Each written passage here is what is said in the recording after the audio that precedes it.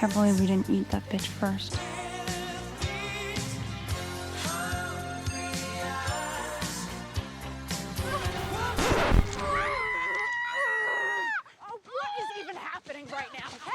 Hello, Mudbeards / Wilderness Survivors. So, I'm excited today to bring another Yellowjackets video.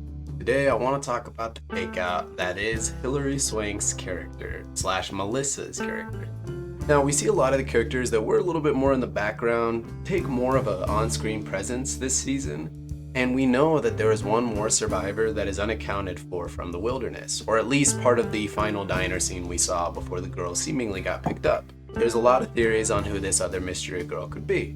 A lot of people have come to the conclusion that Melissa is actually Hillary Swank's character, who we don't know much about, but seemingly is messing with Shauna and everybody within the adult timeline. And this theory had some merit added to it in regards to Shauna actually forming a stronger relationship with Melissa as a whole. See, if this relationship doesn't pan out exactly well, then perhaps Hillary Swank's character, if she is Melissa, is coming back at Shauna in the hopes of taking revenge in some way, shape, or form. This would mean that it was Melissa who left the envelope for Callie to find, it was Melissa who left the phone for Shauna to find, and it's Melissa who's slowly kind of messing with their family as a whole. Now, what if I told you that it was not actually Melissa? See, I'm under the impression that this is not Melissa here that we're watching as an adult version. I think this is just a red herring. I'm pretty sure what's going to end up happening in the young timeline, they're going to play with it a little bit in the adult timeline, but in the young timeline, Melissa's going to get bodied, and that's going to be a big twist, so people like us in the audience are going to wonder, then who is Hillary Swank's character?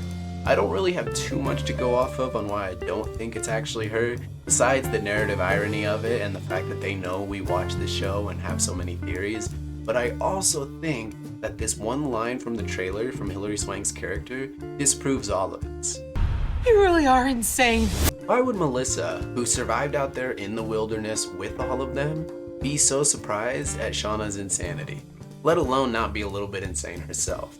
Unless in the next few episodes Melissa just runs off on her own and she happens to be the one who finds help and gets all the girls saved later on down the line, there's no reason why Hillary Swank's character should be so surprised about Shauna. And while I don't necessarily know who Hillary Swank's character is, I do think that she has a loose knowledge of the girls and is messing with them to find out more.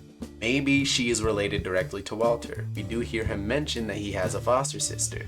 So I'm thinking they could be connected in some way. Speaking of Walter, I do not trust him. I know that him and Misty have some heartwarming moments in these opening episodes, but I do not think that he is working with them whatsoever. I think he does have a strange obsession with Misty in some way, shape, or form, but I don't think it's a healthy one. Obviously, that's apparent when you look at the screen, but a lot of people might think this is just a guy who's head over heels for Misty. I don't know if that's the case. I think he's playing the long game and manipulating her in some way. See, there's several scenes where she puts him down pretty heavily with her words, and you can see Elijah Wood, who's an amazing actor, twitching a little bit. Walter, sometimes I forget that you can't possibly understand relationships forged in life and death experiences.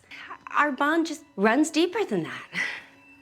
A lot of these words are getting to him, but he never really reacts, as if he's holding it for later, or he's not saying anything because he knows in his grand plan, he's taking them all down.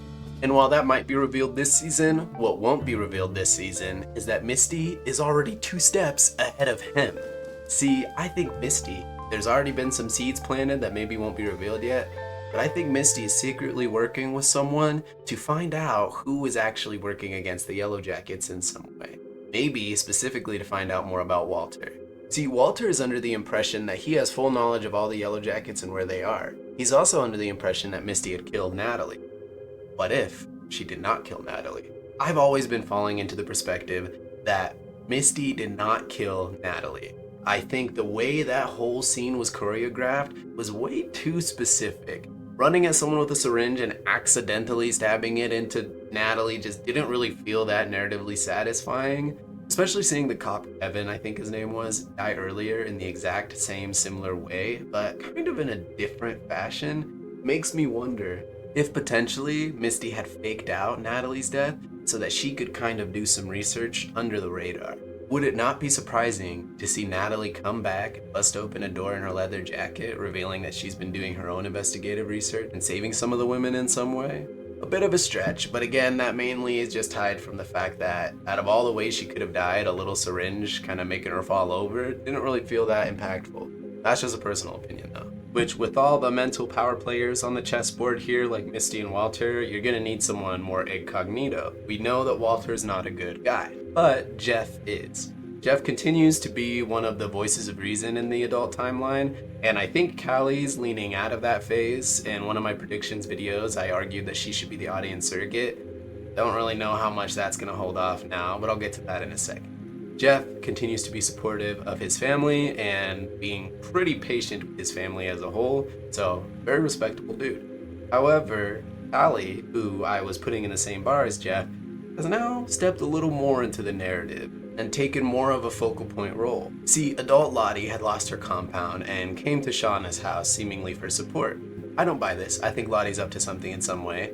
I actually think potentially her and Callie could have already talked on the phone or something, maybe going off of what Callie could have heard on those tapes. But we see that one of their first goals is to have a conversation with each other. And how do they do that? They play a couple games. Who gets in the way of those games? Misty. How do you get rid of Misty? Drug her, I guess, which is ironic considering what she did to the fentanyl cigarettes. Anyways, when Shauna returns with Jeff, they see that Lottie and Callie are just sitting braiding each other's hair. Now, seemingly they didn't have any serious conversations and maybe just had some girl talk. We all know that's not the case. They were both very interested in having a conversation with each other. Lottie, very intrigued by Callie in a wilderness spiritual perspective, and Callie, very interested in what the girls went through and why her mom could even do the things that she did. Which I want to touch again on the fact that what would Lottie want to be doing with Callie? I think Lottie is a strong believer in the wilderness, but I don't think that she necessarily came to Shauna's house because she lost everything. That's just not something I see happening very much. I think she spilled this whole woe was me story just so she could get closer to Callie, which makes me nervous because what if this does eventually lead to Callie being the pit girl? See, there's a theory that that whole opening sequence maybe is cut between two different hunts, and maybe the actual opening pit girl scene took place in the adult timeline, with the adult version of the girls recreating the hunt in some way and hunting Callie. While I don't necessarily fall into this line of thinking, it does make you wonder what Lottie's plans are as a whole. See, Lottie's been a character that's had a lot of mystery surrounding her. Yes, there's the question of if she can actually hear the wilderness or if she's just losing it a little bit due to the lack of medication. What I'm wondering is her family's connection to this whole situation as a whole. A thought I've had since the second episode of the series was that Lottie's family, being as rich as they are, being the ones who bought the private plane altogether, I'm wondering if potentially they had orchestrated this entire event. It wouldn't be that far out of the realm of possibility for super rich folk to set up some sort of sadistic, dark science experiment or ritualistic experiment out in the middle of nowhere where no one can find them. Obviously, in the more illegal variety, potentially, if they did have some involvement, could Lottie or her family be running an experiment in the adult timeline, in the 96 timeline, or even before the 96 timeline? See, we see military crates in pits that are covered up with boards. We see symbols all over the trees that the girls keep seemingly finding. And while one of the girls could just run around and carve those symbols before anyone else could see them, we also know that there is a weird dream sequence Lottie has where she is in some tunnels. We also know there is a cave system all the girls are above. Is it possible that this whole area is specifically an experiment to test someone's survivability in the wilderness, or test maybe the wilderness effect on people if there is some spiritual connection that can be made there? Now, why I do also fall in line with this theory is for those of you who keep up in the background of the show, in season 2, they had originally planned to release a special hidden episode or bonus episode of some kind. This would supposedly go more into the cabin guy's backstory, who we still don't know too much about, and explain more about what he was doing there. It also is weird that Jackie saw him, out of all people, when she was passing away, which means there is more to do with him as a whole, maybe on a spiritual level.